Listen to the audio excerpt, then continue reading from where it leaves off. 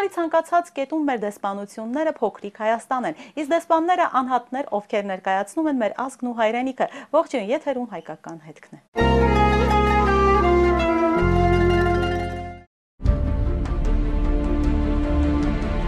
Արման Նավասարդյան ծնվել է 1939 թվականին Երևանում։ Ավարտել է Վալերի Բրյուսովի անվան ռուսաց և օտար լեզուների ինստիտուտը։ Գերազանց դիպլոմներով ավարտել է Խորհրդային Միության արտգործնախարարության դիվանագիտական ակադեմիան և նույն ակադեմիայի դիվանագիտական ղեկավար կադրերի ֆակուլտետը։ Երկար տարիներ աշխատել է ԽՍՀՄ արտգործնախարարության կենտրոնական ապարատում և արտասահմանյան ներկայացուցչություններում։ Հայաստանի անկախությունից հետո հրավիրվել է Երևան և նշանակվել արտաքին գործերի փոխնախարար։ Եղել է ՅՈՒՆԵՍԿՕ-ի ազգային հանձնաժողովի նախագահ, Հայաստանի Հանրապետության առաջին դեսպանն Ավստրիայում և համատեղության կարգով Հունգարիայում։ Գլխավորել է Հայաստանի պատվիրակությունը ԵԱՀԿ-ում և ՄԱԿ-ի Վիեննայում գործող բոլոր միջազգային կազմակերպություններում։ Աշխատել է որպես Հայաստանի դեսպան Լիբանանում։ Ունի արտակարգ և լիազոր դեսպանի դիվանագիտական աստիճան։ Պարգևատրվել է օտարերկրյա պետությունների շքանշաններով և մեդալներով։ Միջազգային հարաբերությունների, արտաքին քաղաքականության և դիվանագիտության բազմաթիվ հոդվածների, դիվանագիտություն, Հերմեսից մինչև մեր օրերը, Հելլադայի դիվանագիտական որոգայթները, գրքերի հեղինակ։ Բարև ձեզ, պարոն Նավասարդյան, զրույցը սկսենք մեր ավանդական հարցով, ովքեր են Նավասարդյանները։ Նավասարդյանները հայեր են, եթե կոպիտ ասել լինեմ, իսկ եթե հետաքրում է, թե որտեղից են և ովքեր են, ապա 27 թվականին ներգաղթել են Հունաստանից։ Ընդհանրապես ես կոպիտ ասած աղբար եմ ծնունդով, հասկանում եք։ Բայց իրենք Թուրքիայից են, ավելի ճիշտ Իզմիտ քաղաքից, որը 60 կիլոմետր հեռու Ստամբուլից, և 15 թվականին աքսորվել են,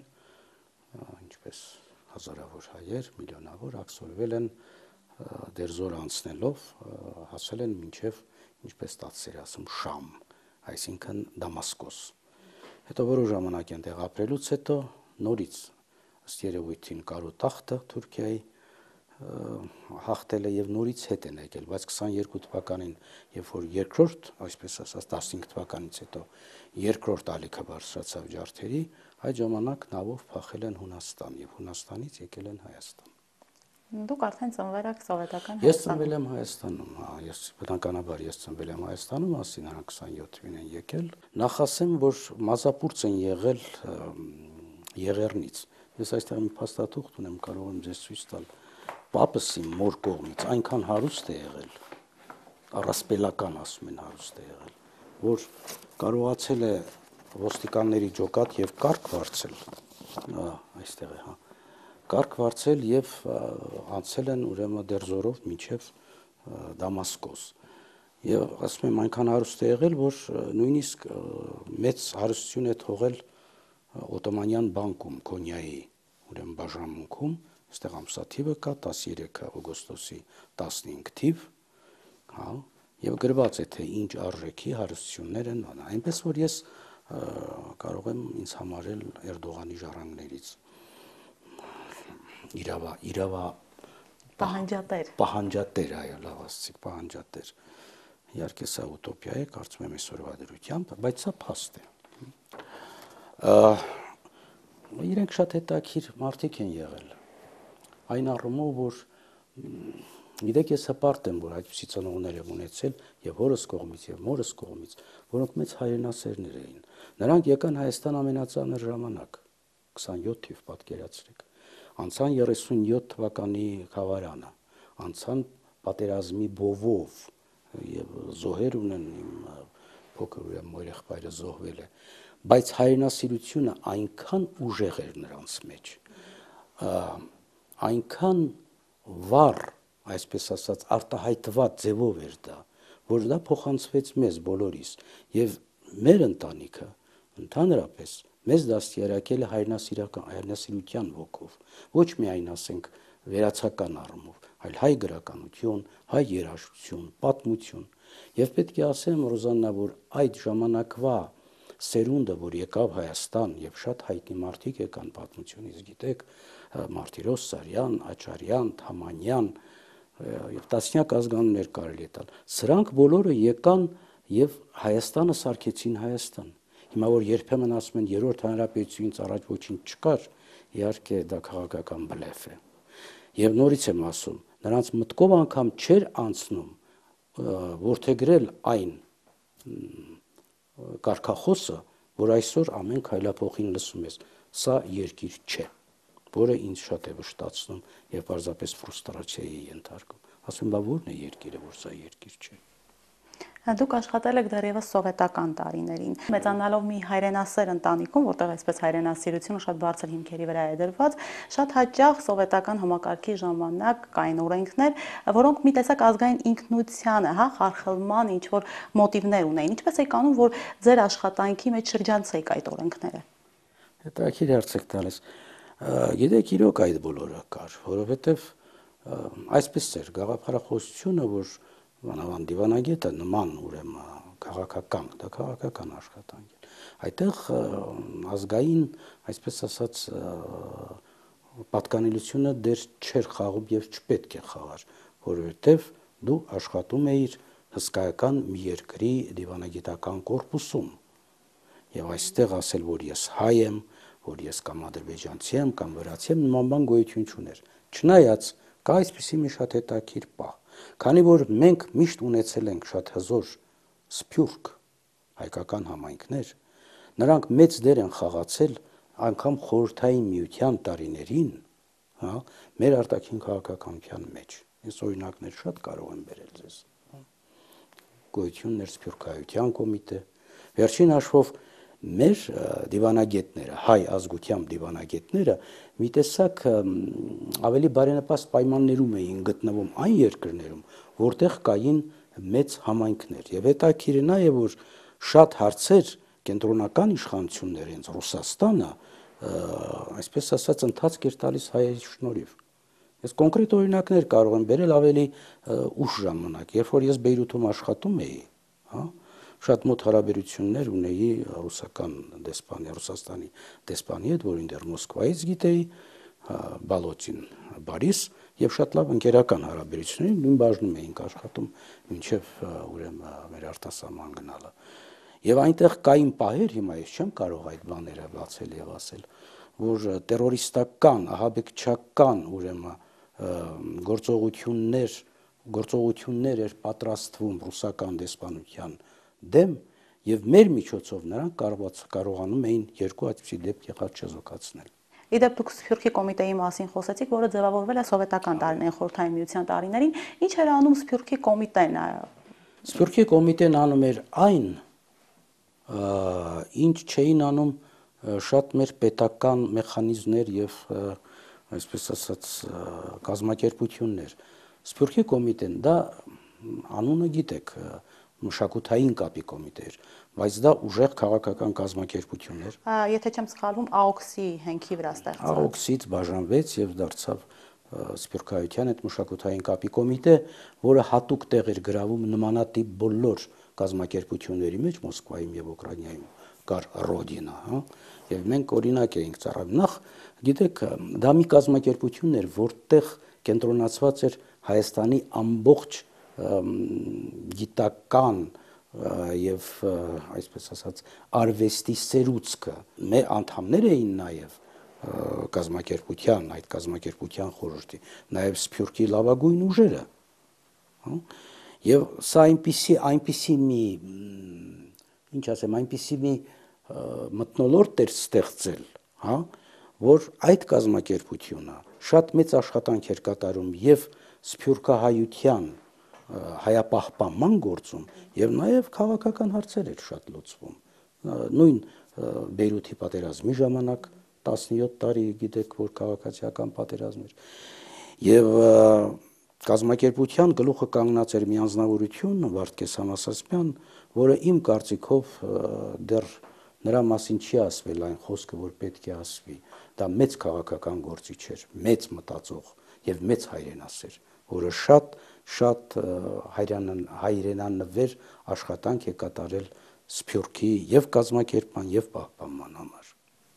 Ընդունված կարծիք կա, որ դիվանագետը, դեսպանը, որ երկրում իրականացնում է առաքելություն, պետք է մի տեսակ ըմբռնի տվյալ երկրի մշակույթը եւ պատկերացում կազմի համայնքի մասին։ Ինչպիսի մեթոդներով առաջին անգամ, երբ դուք եղաք դեսպան, ձեզ հաջողվեց, այդպիսի միանգամից ինտեգրվել համայնքին։ Հիմնականում մեր համայնքները դրանք հայրենասիրական համայնքներ են, կոպիտ ասած այսպես, եւ խորհրդային միության ժամանակ էլ էր այդպես։ Տեսեք, եթե ես ժամանակին աշխատել եմ Կանադայում խորհրդային տարիներին, այնտեղ կար ուկրաինական, լիտվական համայնքը եւ հայկական համայնքը։ Ես չեմ ասի, որ նրանք բոլորը խորհրդային համակարգի, այսպես ասած, ջատագովներ էին, ոչ, իր ամբողջության մեջ միշտ հայ համայնքը եղել է հայրենասիրական։ Եվ գիտեք, այսպիսի մի կարգախոս կար, եթե անգամ մենք համաձայն չենք Հայաստանի քաղաքականության հետ որպես սովետական կարգերի, բայց այսօր այդ երկիրը մեր հայրենիքը գտնվում է խորհրդային համակարգում եւ մենք չենք կարող այդ համակարգի դեմ որևէ, այսպես ասած, վատ գործողություններ կատարել։ Եվ դա ցույց տվեց եւ հայրենական պատերազմի ժամանակ, այսքան ասում են, բայց ոչ մի հայ զինվոր այն կողմ անցած գերմանացիների զենք չի բարձրացրել Կարմիր բանակի դեմ, ինչպես Վլասովը, մյուսները, բայց մենք հարցից հեռացանք։ Գիտեք, սա երկակի երևույթ է, համայնք եւ տեղի բնակչություն։ Հաճախ մեր դիվանագետները եւ մեր համայնքները այս հասկացողությունները խառնում են իրար։ Գիտեք, բոլոր դեպքերում, ինչքան էլ մենք հայ ենք, հայասեր ենք եւ մեր հարաբերությունները մեր համայնքների հետ առանձնահատուկ է, բայց պաշտոնական քաղաքականության մեջ Ռուզաննա Բեյրութի հայը դա մնում է այդ երկրի քաղաքացի առաջի հերթին, Ֆրանսիայի մտնում է այդ երկրի քաղաքացի։ Երբ որ այս հասկացողությունները խառնվում են իրար, շիլաշփոթ է ստացվում, սա մեկ։ Երկրորդը կամ մի ուրիշ վտանգավոր բան, որ մեր համայնքները սկսում են շատ ակտիվ կերպով խառնվել տվյալ երկրում աշխատող դեսպանության գործերին։ Ես սա շատ անկեղծ եմ ասում։ Եվ սա ընդհանրապես բացասական երևույթ է, ասեմ, որտեղ կա միջպետական հարաբերություններ, Ամերիկա, Հայաստան, Ռուսաստան, եւ կա համայնք, որի հետ անպայման պետք է աշխատել, անպայման պետք է նրանց ունենալ իր կողքին, բայց սա շատ նուրբ խնդիր է եւ խառնել այստեղ առաջնայինը երկրորդականը միշտ բերում է որոշակի ուրեմն դժվարությունների հետագա գործունեության համար դեսպանության։ Մենք ունենք ձևավորված համայնքներ, որոնք բավականին ուժեղ են, տվյալ երկրներում, նույն Ֆրանսիայի համայնքը, Իրանի համայնքը, Լիբանանի համայնքը, բայց այդ համայնքներում արդեն նկատվում է նոսրացում կամ ձուլում։ Ինչ պետք է անի այդտեղ ապրող հայ մարդը ձուլումից խուսափելու համար։ Դա գիտեք, ձուլումը, ընդհանրապես համայնքների ձուլումը, դա բնականon երևույթ է եւ միշտ պետք է նկատի ունենալ, որ վերջի վերջո դա պետք է լինի։ Իսկ ձուլման գործընթացը տեղի է ունենում աշխարհակարգի եւ միջազգային հարաբերությունների ֆոնի վրա, կապված դրա հետ։ Եթե հիմա մենք վերցնենք մերձավոր արևելքի համայնքները, դժբախտաբար պետք է ասել, որ նրանք դատապարտված են։ Ուշ թե շուտ այդ համայնքները ձուլվելու են։ Ինչքան էլ մենք ասենք Բեյրութի համայնքը ուժեղ է, 60 դպրոց կա եւ այլ, այդ բոլորը ճիշտ է։ Բայց ուշ թե շուտ դա պետք է լինի տարբեր ճանապարհ, տարբեր պատճառներով, այնտեղ եւ ձուլումն է, ասիմիլյացիան, եւ արտագաղթն է այ երկրներից եւ ընդհանուր քաղաքական վիճակը, տեսեք Սիրիան ինչ եղավ։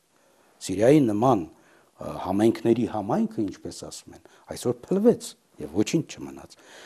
Սա մեկ, Եվրոպան մի քիչ ուրիշ ձևի է, հասկանում եք այնտեղ, բայց դուք ասում եք ձևավորված, ես մի փոքր չէի համաձայնվից ես հետ, որովհետև սա մշտական ընթացող գործընթաց է, մանավանդ, եթե նկատի ունենանք, որ գոյություն ունի արտագաղթ, տեսեք, կա համայնքներում կան արդեն ձեր ասած ձևավորված դասական համայնքը, որը մինչև ենթադրենք 40-ական թվականներն է գոյություն ունեցել Եղեռնից հետո, եւ կա այսօրվա համայնքը, այս վերջին նոր ալիքը, սա եւ Միացյալ Նահանգներում է շատ ուժեղ, վերցեք տեսեք ինչ է կատարվում հիմա Լոս Անջելեսում, կամ Ռուսաստանի համայնքը, որտեղ մենք միլիոնից ավել հայրենակիցներ ունենք, Սա այն երևույթն է, որի վրա Հայաստանը պետական մակարդակով պետք է շատ լուրջ ուշադրություն դարձնի եւ աշխատի։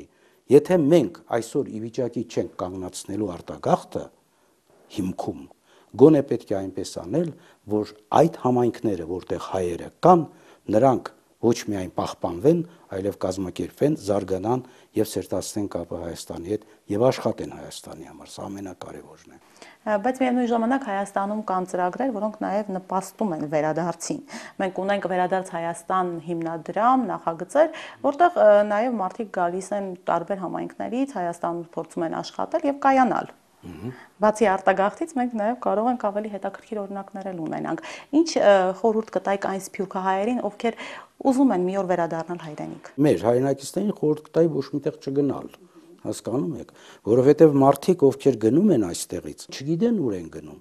Այն մարդը, որ ասում է այստեղ երկիր չէ եւ պատրաստ չէ, ասենք, մատը մատին խփելու Հայաստանում, կարող է գնալ Փարիզի փողոցները մաքնել կամ այնտեղ ուրեմն հիվանդանոցներում շատ ներողություն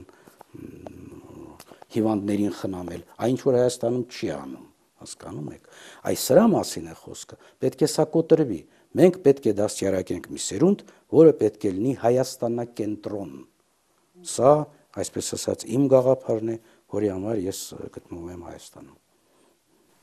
Իսկ խորհուրդ կտայիք սփյուռքահայերին վերադառնալ։ Իհարկե խորհուրդ կտայի։ Ինչ ուզում է լինի, պետք է վերադառնալ եւ փորձել այդ երկիրը հանել այն վիճակից, որի մեջ հիմա մենք գտնվում ենք։ Եվ դա շատ մեծ օգուտ կարող է ունենալ, իհարկե այստեղ դժվարություններ շատ կան, միանգամից ասենք։ Բայց աշխարհի ցանկացած կետում հիմա դժվարություններ կան։ Ապրեք։ Իհարկե այդպես է, բայց պետք է գան եւ անեն այն, ինչ որ իրենց, այսպես ասած, խղճի եւ իրենց սերունդների համար, այսպես ասած, մի նպատակ պետք է լինի, որ այս երկիրը պահեն։ Պետականության խնդիրը կա այստեղ։ Ես կան տարեր շարունակ անկախություն չունենալուց հետո ձեռք բերել անկախությունը եւ այդպես կարողանալ դրա հետ վարվել, թեթևաբարո ես կասեի, սա շատ վատ երևույթ է իմ կարծիքով։ Կարևորում եք սփյուռքահայերի դերը Հայաստանի հզորացման գործում։ Այո, անպայման։ Դա գիտեք ինչ, կա այսպիսի մի երևույթ, մենք դիվանագիտությունից խոսենք, կա դիվանագիտություն, դասական դիվանագիտություն, կա public diplomacy, այսինքն ժողովրդական դիվանագիտություն, որի հիմնական ուղղություններից մեկը դա մեր սփյուռքն է։ Ասում ենք մենք ներուժ չունենք։ Այո, մենք ներուժ չունենք, գազ չունենք, նավթ չունենք եւ այլն, բայց մենք ունենք սփյուռք։ 7 միլիոնանոց սփյուռք, որի նմանը աշխարհը չունի, բայց պետք է կարողանալ այդ սփյուռքը աշխատացնել։ Եվ կարողանալ աշխատել սփյուռքի հետ։ Շնորհակալություն պարոն Նավասարդյան հետաքրքիր զրույցի համար։ Կընտրեմ։ Մեզանից յուրաքանչյուրը ունի իր զենքը հայրենիքին ծառայելու համար։ Մնացեք բարյավ, եթերում հայկական հետքներ։